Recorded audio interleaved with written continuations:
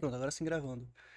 Vamos lá então para essa live de radioatividade, ou também você pode chamar de reações nucleares, não tem problema, né? Gente, em específico, é um assunto que antigamente tinha mais recorrência no Enem. Tinha. Hoje em dia ainda tem, mas vem assim meio pingado. Vamos dar início na ideia do contexto histórico, os principais pontos e como realmente cai no Enem, beleza? E lembrando, o Enem, ele não busca que você seja fodástico da matemática. Você vai ver isso pelas questões, ok? Quando falamos de radioatividade, a perspectiva do contexto histórico e emissões, né, tem várias perspectivas de contexto histórico. Por exemplo, teve o descobrimento do raio-x, né, por Roentgen, e o mais engraçado é que essa imagem aqui à direita foi o primeiro raio-x tirado no mundo. E por incrível que pareça, não é a mão dele, é a mão da mulher dele. Ele fazia experimentos com a mulher porque ele tinha receio das emissões prejudicarem o seu próprio corpo, né? Depois veio Becquerel com os estudos com sais de urânio. E aí, posteriormente, veio a maravilhosa Marie Curie. Isso que é o de verdade, né? A Marie Curie e também Pierre Curie, que pegava os sais de urânio e conseguia fazer o quê? Os estudos da radioatividade diante aos sais de urânio. Eles mexiam tanto com os sais de urânio que até hoje as anotações deles estão em caixas de chumbo, porque o chumbo ele meio que impede que a radiação passe, né, de 5 a 7 centímetros de chumbo. O que acontece? Marie Curie e Pierre Curie, eu não gosto muito do Pierre Curie, mas eu gosto mais da Marie Curie, né? Eles foram os principais estopim, foi o estopim para radioatividade. Então, qualquer questão que caia sobre eles, lembre-se disso. Estopim para radioatividade. Rodrigo, mas a radioatividade é usado mais para bombas. Depende do ponto de vista. Por exemplo, hoje, o avanço da química, da física, até mesmo da matemática, foi por conta de investimento bélico. Foi por conta de investimento militar. Nós temos tudo o que temos hoje por conta de investimento militar. Porque antigamente, quem tinha o maior poder aquisitivo? Os militares. Então eles pegavam cientistas e falavam: olha, eu quero que você faça alguma coisa contra o nosso inimigo. O cientista que ele fazia? Desenvolvia, mas ao mesmo tempo seguia sua linha de pesquisa para aperfeiçoar certas outras coisas. E assim vai, né? Por exemplo, o casal Curie teve a descoberta da radioatividade, né? Descobriu o polônio igual do computador, perfeito, que é o Alan Turing, né, no computador. Foi um matemático, né? Com a ideia de... como é que é? O código nazista. O código nazista em específico. Um... Os nazistas tinham um computador que ficava trocando o código toda vez. Aí ele desenvolveu um computador que conseguia decifrar o código nazista. Alan Turing.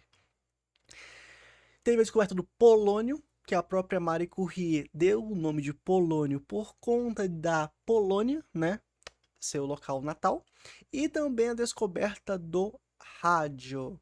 Quando falamos do casal Curie, uma coisa até em contrapartida com o que eu informei anteriormente, quando eles ganharam o prêmio Nobel, ela não pôde ir. Ela não pôde ir. O prêmio Nobel de Física, que foi o primeiro, ela não pôde ir porque o Pierre Curie achava que se uma mulher subisse ao palco para pegar o prêmio Nobel, iria ter menos investimento militar. E foi apenas ele. Aí o segundo prêmio Nobel, no caso de Química, ela pegou sozinha, porque ele morreu. Simplesmente ele foi atropelado, foi a óbito, e aí o outro prêmio Nobel ficou apenas com ela. Quando falamos de radioatividade, existe a perspectiva do quê? Fenômeno nuclear. Quando a gente pensa em fenômeno nuclear, gente, é fenômeno que ocorre no núcleo. O nome de estudo: reações nucleares, reações no núcleo. Fenômeno nuclear, fenômeno no núcleo. O que eu tenho no núcleo? Prótons e nêutrons. Agora, quando tem uma quantidade ou muito alta ou muito baixa da relação de prótons e nêutrons, o átomo será instável. Pronto, o átomo será instável. Quando as quantidades forem ou muito alta ou muito baixa. Rodrigo, mas quanto muito alta e quanto muito baixa. Isso aí você não se preocupa, tá? Muito baixa é tipo assim, numa razão menor que 1,29 e maior do que 3,27, alguma coisa assim. Hoje em dia não cai mais. E a última vez que caiu foi em 2011 do Enem, que caiu um ponto de vista desse, 2011. Que aí ela trouxe também as relações da razão, prótons sobre nêutrons. O que que vocês têm que interpretar? O átomo vai estar instável. Para ele se estabilizar, ele vai ter que liberar alguma coisa. Essa alguma coisa será o quê? Ou uma partícula ou energia. Fechou? Então ele libera para se estabilizar. Então essa é a perspectiva de um fenômeno nuclear. Natureza elétrica. Nós vamos ver 3 emissões. Primeiro, digamos que eu tenho uma caixa de chumbo, né, para proteção. Tem um elemento radioativo. Tem fendas que vão ajudar a comprimir e afunilar o seu direcionamento. Vou ter o anteparo, que pode ter o reflexo e impedir com que essas emissões fujam do controle. E vou ter simplesmente o quê? Polo positivo e polo negativo. Qual que é a ideia? Eu tenho a natureza elétrica das emissões. Existe a emissão da partícula beta, que também é conhecido como partícula negativa. Existem as ondas eletromagnéticas gama, eu não chamo de partícula. E existe a partícula alfa, que é também chamada de partícula positiva. Beleza? Perceba que a positiva ela é atraída pelo quê? Pela placa negativa. Os opostos se atraem. A partícula negativa é atraída pela placa positiva. Mas além disso, olha o desvio da positiva. É menor do que o desvio da negativa. O desvio da negativa é muito mais íngreme, porque a beta não possui massa. Eu vou entrar nesses pontos agora. Primeiro, a alfa. A alfa é formada por 2 prótons e 2 nêutrons. São positivas e têm baixo poder de penetração. Aí tem uma coisa que é legal gravarmos. A alfa, ela tem 4 de massa, 2 número atômico. Ou seja, ela tem 2 prótons e 2 nêutrons. Afinal, a massa é o quê? Prótons mais nêutrons, né?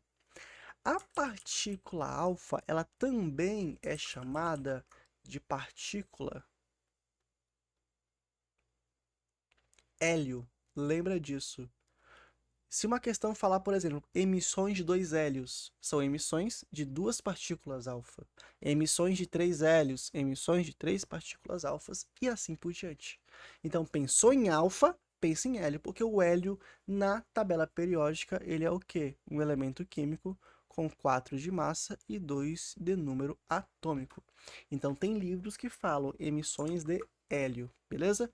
São positivas, ou seja, é atraída pela placa negativa e tem baixo poder de penetração. A ideia do baixo poder de penetração é porque a partícula alfa ela pode ser retida, por exemplo, por um papel, uma folha de papel. Se vamos pensar no corpo humano, ela fica presa onde? Na pele, na própria pele em específico, beleza? Claro que causa queimação e assim por diante.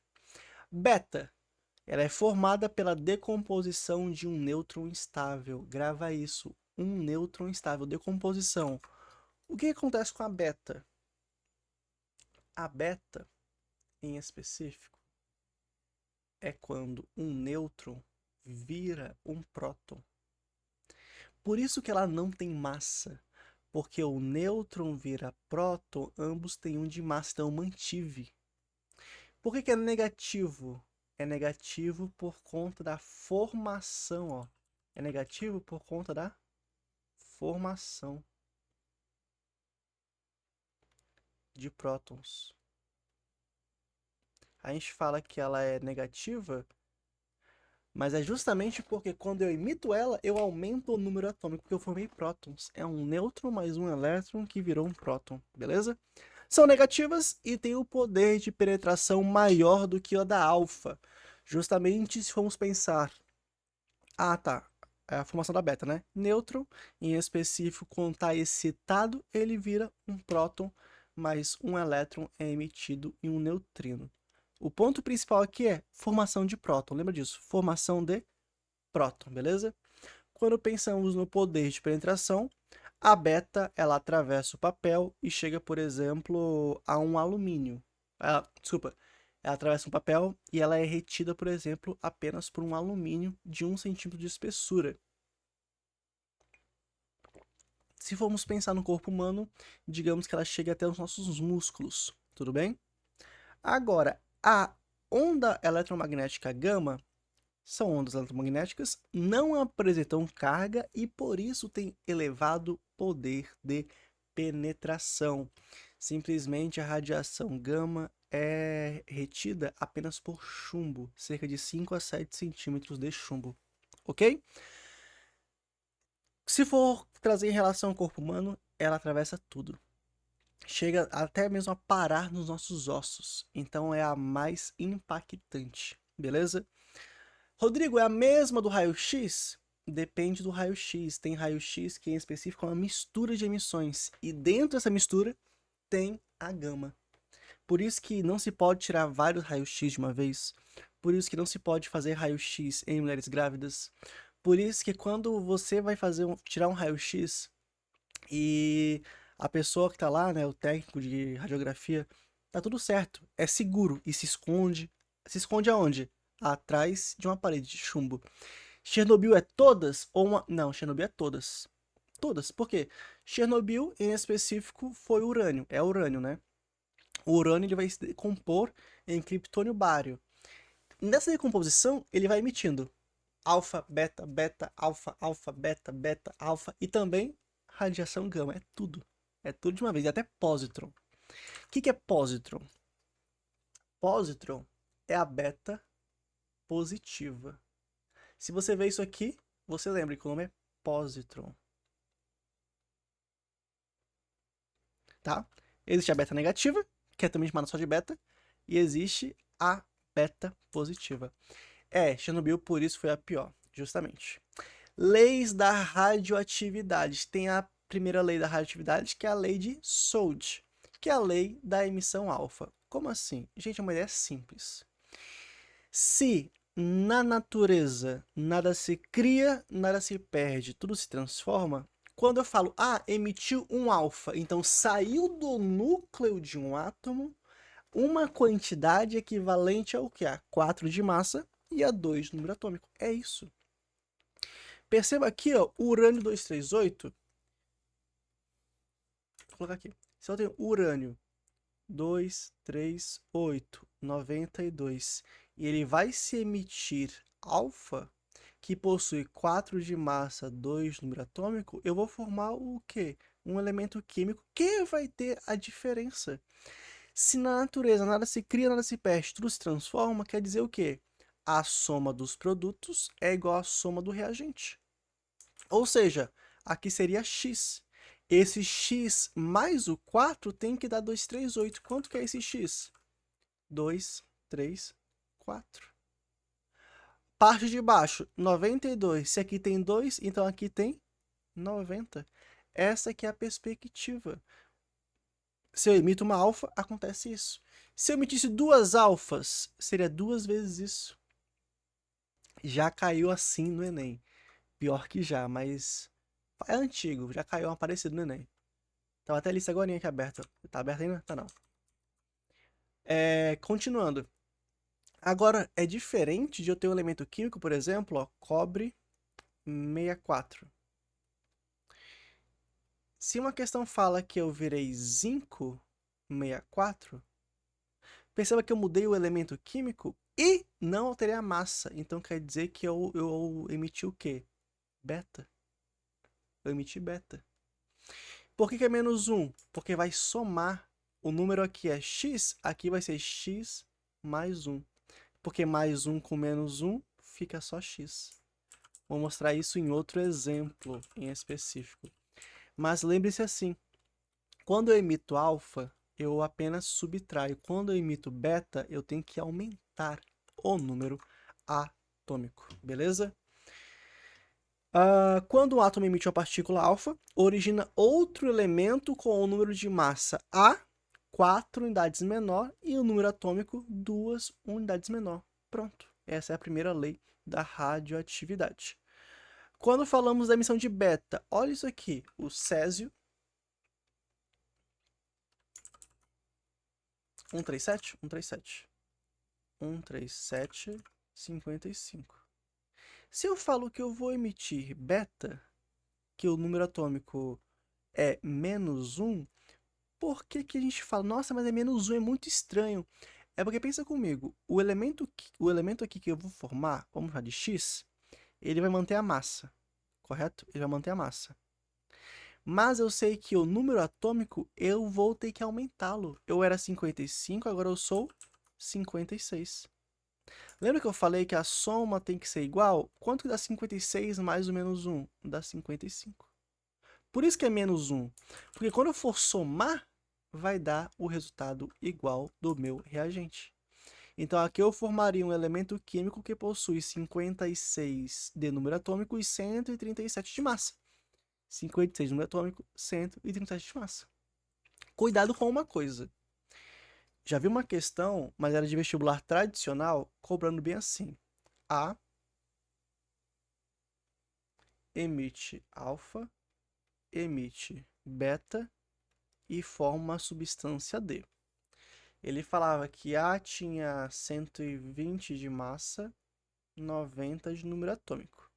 Aí ele falou bem assim, que D possuía 111 de massa e possuía... Tá aqui, tá aqui. Deixa eu fazer aqui um cálculo rapidinho.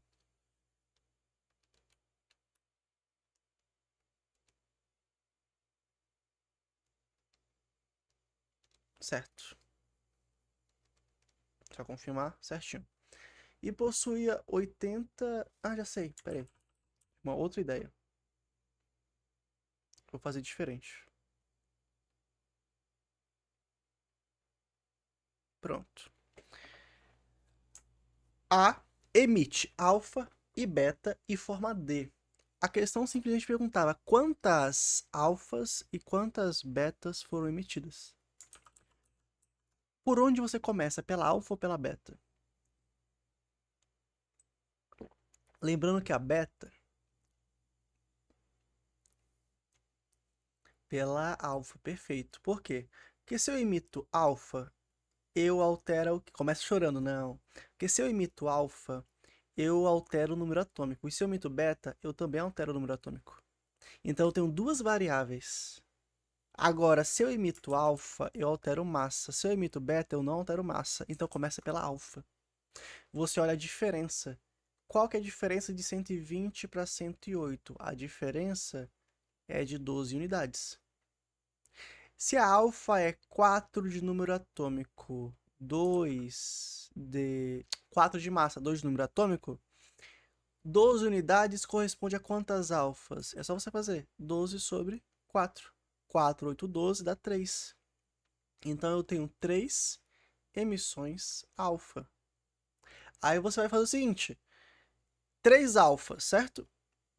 3 vezes 2 dá 6. Então aqui era para ser 90 menos 6. Que dá quanto? 84. 84. Rodrigo, mas é 88. É porque quando eu emito beta, aumenta o número atômico, porque é um nêutron virando um próton. Aí você vai pensar na diferença aqui. A diferença é 4. Então eu emiti 4 partículas beta. Qualquer questão que tenha esse ponto de vista de perguntar quantas alfas e quantas betas, você sempre começa pela alfa. Sempre. Por quê? Para você olhar primeiro a variação apenas da minha massa. Fechou? Aí tem aquela pergunta que talvez alguém esteja pensando, Rodrigo, mas quando que eu sei que emite gama? Já que ela é 0 e 0. Aí que vem a cereja do bolo. Toda vez que eu emito alfa ou beta, sai gama. Toda vez. Toda vez. Eu não posso ver, só posso sentir. Eu não posso ver na relação de massa e número atômico, mas toda vez que se emite alfa ou beta, sai gama. Existem alguns casos que só sai gama. Só que aí eu tenho que ter o quê? Eu tenho que... Olha, eu posso sentir, caralho. Eu posso ter o quê? Eu posso ter uma relação de energia diminuindo. Só que aí vocês não vão medir energia, beleza? Vocês não vão medir energia. Então, continuando aqui. Então, a perspectiva da segunda lei da radioatividade é o quê? Quando um átomo emite uma partícula beta, origina outro elemento com o mesmo número de massa e número atômico uma unidade maior. E outra coisa, Rodrigo, aqui nesse caso aqui que você fez agora, emite primeiro todas as alfas e depois todas as betas? Não. Pode ser variado, pode ser uma beta, depois alfa, depois beta, beta, alfa. É variado, depende do núcleo do átomo. Mas aqui, por que eu primeiro fiz as alfas e depois as betas?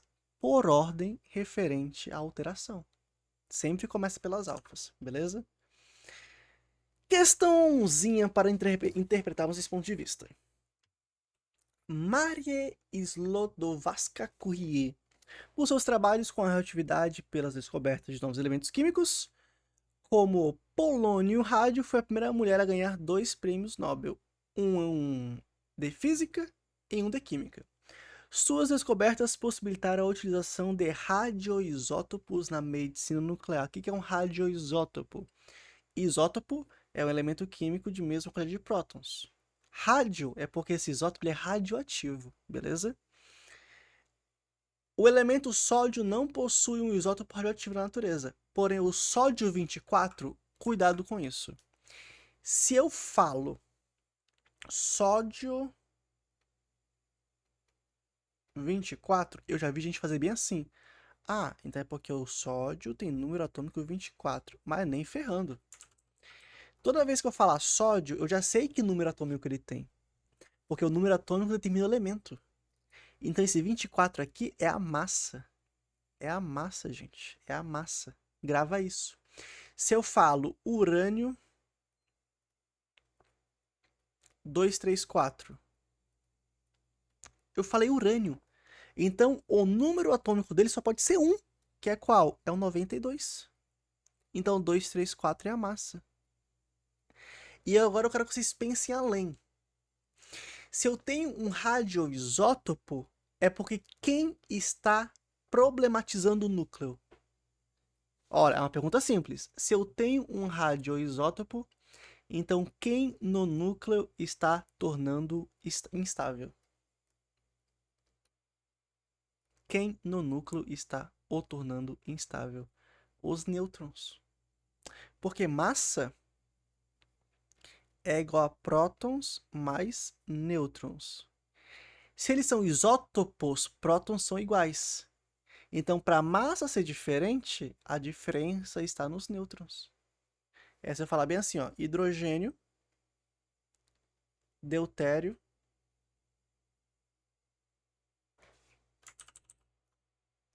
e trítio.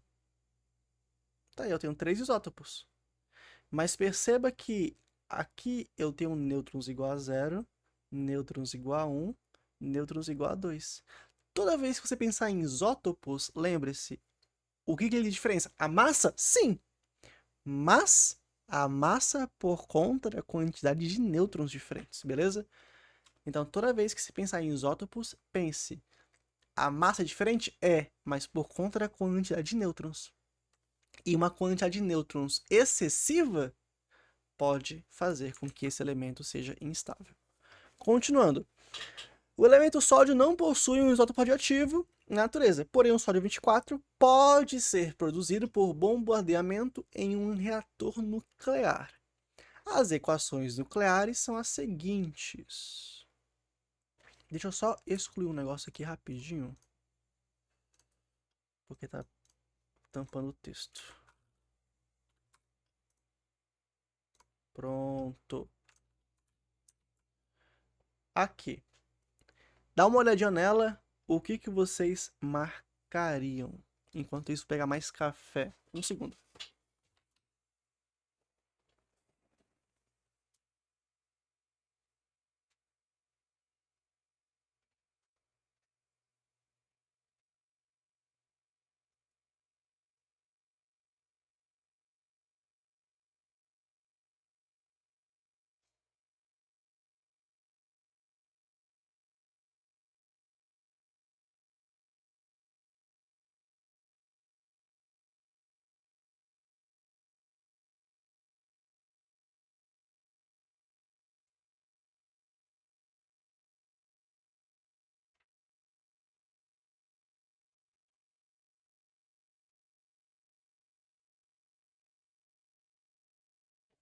Nêutron e